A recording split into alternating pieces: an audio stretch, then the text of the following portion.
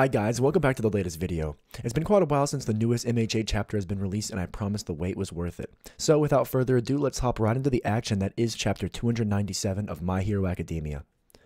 The chapter starts off when we see Tartarus around 8 p.m. and we see the guards posted there communicating with each other, asking what's going on outside. We then see robots shooting at Shigaraki and we see a guard tell them to commence a code red security lockdown, and we see more of the guards outside of Tartarus die. It then cuts to the lowest level of Tartarus, with a conversation that Gigantomachia will arrive there tomorrow, and the guards question why they can't just kill him. And they say firstly he's too big to kill, and that firearms don't work, and the use of missiles is deemed unethical because he is still a human after all. One guard then debates that they don't consider him a human at all, or any of the inmates in Tartarus in fact, and one of the guards tells him to cut that out because everything they say is being recorded, and they don't want a human rights violation on their hands.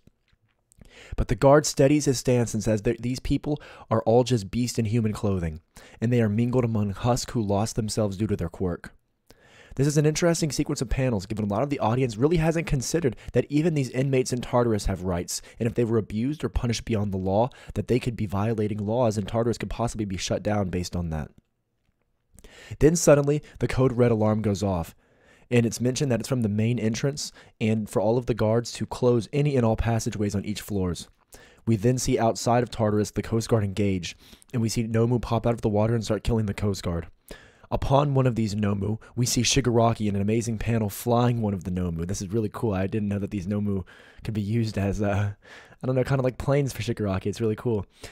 Then Shigaraki has an internal debate with All for One, saying that this is his body and not All for One's.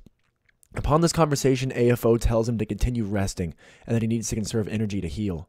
Shigaraki mentions the irony of this, given that All for One is using his body to commence a prison break as we speak, and is doing the opposite of resting. And again he says, "Can I please have my body back?" But All for One doesn't budge. He mentions the society who refused to help Shigaraki, and that he sought this power at any cost to enact his hatred upon the world. Shigaraki then tells him that he doesn't want to be a pawn, but AFO ensures him that in fact that he is the future king and not a pawn in the slightest. However, I don't fully buy it though. I think All for One wants more control, in fact full control of Shigaraki, and he wants all the pieces to himself. I think Shigaraki is simply being used, but I guess we'll find out. This monologue ends, and now we see the surveillance tower has been destroyed by Shigaraki, and it's mentioned that with the search quirk, that All for One found his true body, but it's 500 meters underneath water, making it almost impossible to reach from where he is. It's also mentioned that All for One wants more villains to join his side since Tomura's body isn't holding up well. I don't know if this is some type of statement indicating that Shigaraki could be dying possibly because of the body is not accepting anything and he's had so much damage, but I kind of doubt that Shigaraki would be out of the picture. It flashes back to the conversation with All Might that All for One had, mentioning how hard it would be to ever try to get out of Tartarus, and he now says that All Might was in fact right, but that he would need his consciousness inside and outside of Tartarus to escape. We then see the communication from the guards, saying that all those in solitary confinement are breaking out, and they say to shoot on sight if they ever leave their cell. Suddenly, we see Muscular, back for the first time in a long time, absolutely destroying guards. We then see, amongst other villains commencing the jailbreak, we see our old friends Stain and Overhaul.